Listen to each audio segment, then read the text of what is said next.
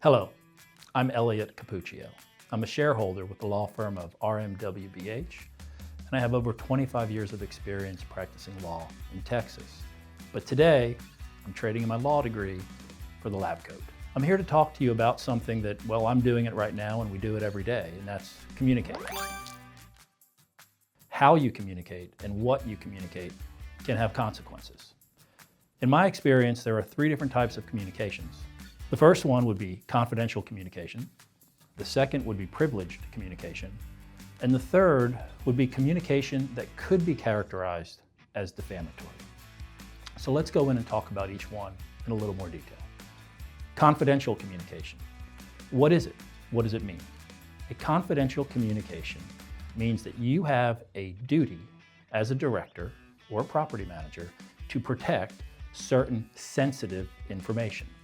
The best example of that for homeowner associations and condo associations would be personal identifying information of an owner with violation history or payment history. That's the type of information that you would not normally want to disclose publicly unless you're required to do so by a court order, a subpoena, or if it's necessary to enforce an association right, such as filing suit to collect an unpaid assessment.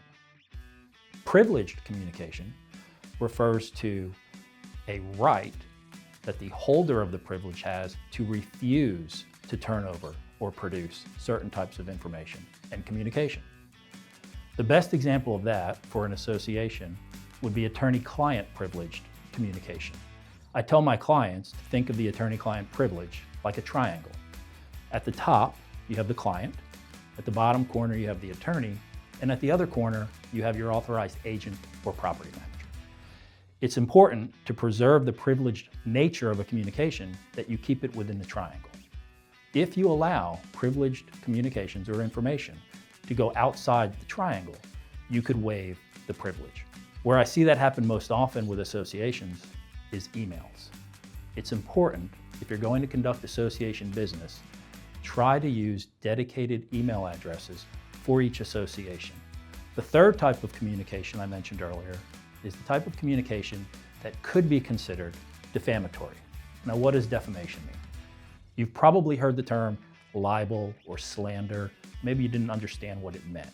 Well, those are flavors of defamation. If someone is asserting a legal claim for a defamatory statement that was spoken, they would be asserting a claim for slander.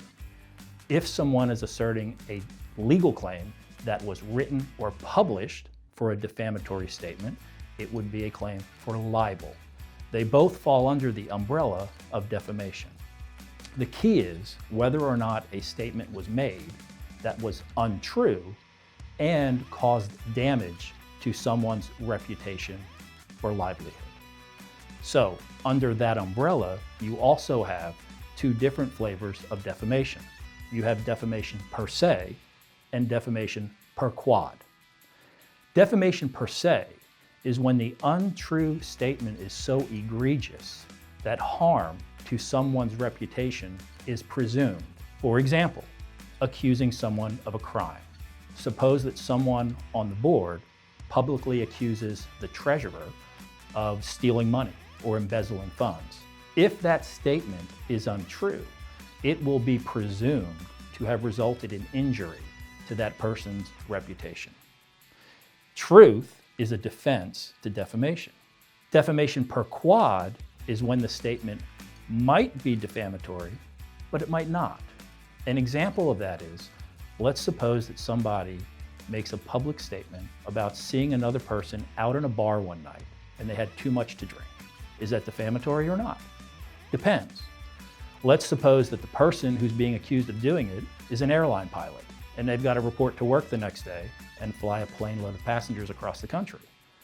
If someone wrongfully accuses them of seeing them in a bar having too much to drink before they go to the airport and clock in to fly their plane, is that going to cause injury to their reputation or livelihood?